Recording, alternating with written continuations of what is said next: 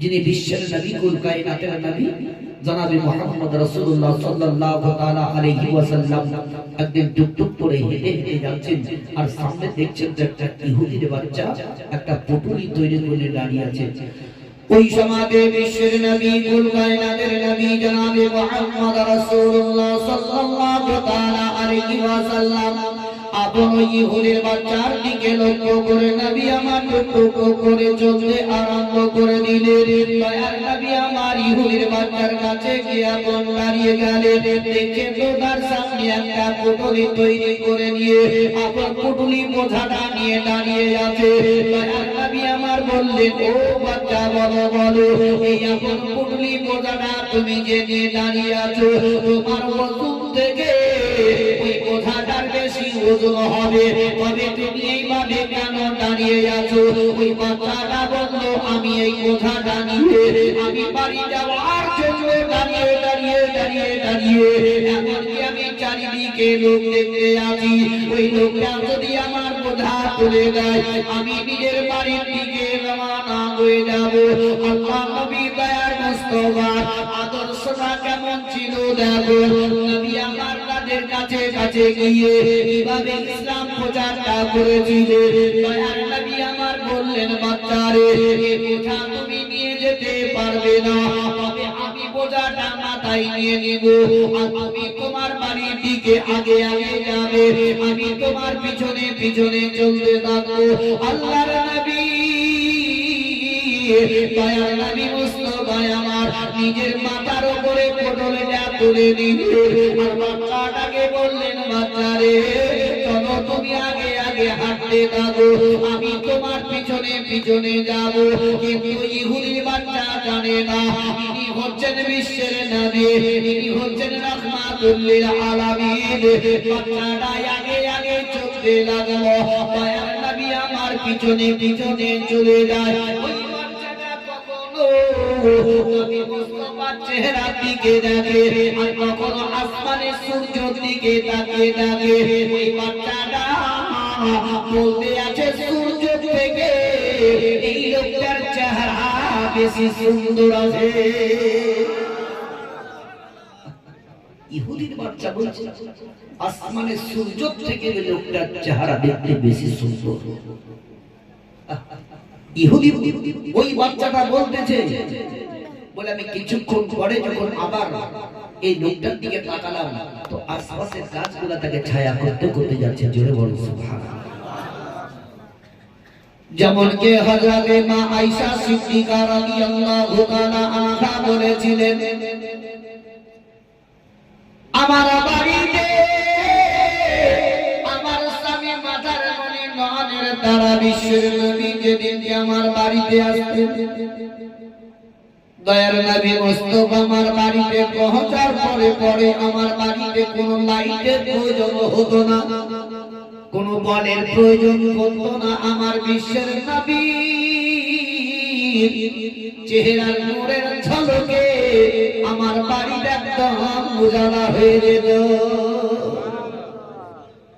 বিশ্বের নবী কি আমার ওই ইহুদির বাচ্চাকে বলতে লাগলেন, বলে বাচ্চারে তোমার বাড়িটা কোন জায়গায়, বলো কোন বাড়িটা তোমার। ওই বাচ্চাটা বলছে, ওই দেখেন আপনার সামনে যে বাড়িটা দেখা যায় ওটাই হলো আমাদের বাড়ি। দয়ার নবী মুস্তাফা আমার গুড়ি গুড়ি টুক টুক টুক টুক করে হেঁটে হেঁটে হেঁটে হেঁটে চলে যাচ্ছে।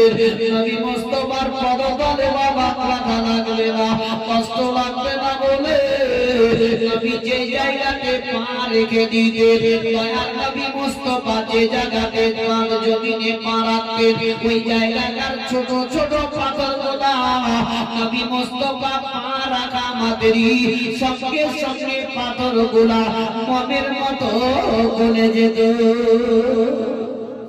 যাতে নবী মুস্তাফার পদতলে আঘাত না লাগে, কষ্টটা না হয়, ওই খোঁচাটা না লাগে। দয়ার নবী মুস্তাফা আমার একটু আগে যাওয়ার পরে ওই বাচ্চাটাকে আবার বললেন, বাচ্চারে তোমার বাড়িটা কোথায় বলো না কেন? বলে ওই দেখো সামনে বাড়িটা।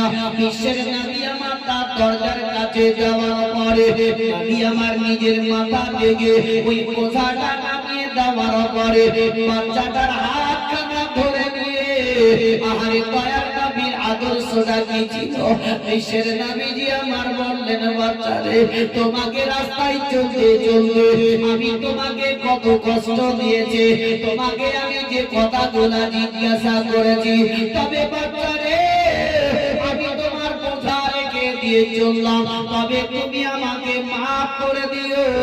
তোমার আমি যে কথা বলে ডিস্টার্বটা করেছি, তোমার আমি কষ্টটা দিয়েছি, এই কথা বার্তা বলে নবী আমার টুকটুক করে চলতে লাগলেন। দয়ার নবী আমার হেঁটে হেঁটে চলে যাচ্ছে, এমন সময় ইহুদি আপন বাড়ির ভিতর থেকে বাইরে এলো।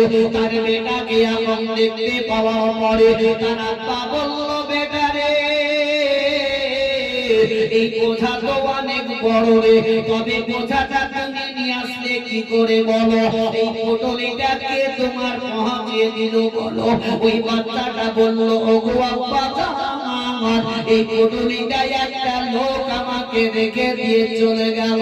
ইহুদি বলল, বেটারে তবে ওই লোকটা বোঝা পৌঁছার বিনিময়ে কত টাকা তোমার কাছ থেকে নিয়েছে বলো না কেন? বাচ্চাটা বলল, আব্বা জান ওই লোকটাও আমার নিকটে এক পয়সাও নেয়নি, বিনা পয়সায় পৌঁছে দিয়ে গেল। তার আব্বা বলল, বেটারে এমন কে দয়ালু লোক আছে বলো, বিনা পয়সাতে বিনা অর্থে তোমার এই বোঝাটা পৌঁছে দিয়ে গেল। বলে আব্বা ওই দেখো সামনে লোকটা হেঁটে হেঁটে চলে যায়। দয়ার নবী মুস্তাফা মারে হেঁটে হেঁটে যাচ্ছে, ইহুদি বিশ্বের নবীর দিকে যখনই বাবা চেয়ে দেখলো, দয়ার নবী মুস্তাফাকে আসমানের ছায়া আব্রাহাই ছায়া করতে করতে চলে। ইহুদি এমন দেখার পরে তার বেটাকে সঙ্গে নিয়ে দৌড়ে দৌড়ে বিশ্বের নবীর আগে দিকে দাঁড়িয়ে গেল। ইহুদি এমন বলে, ওগো আল্লাহর নবী গো, আপনাকে না চিনতে পারার কারণে আমার বেটাই আপনার বোঝা পৌঁছে নিয়েছে, তবে আপনি হচ্ছেন রহমাতুল লিল আলামিন, আপনি আমাদেরকে এই মুহূর্তে কলমা পড়িয়ে দিন।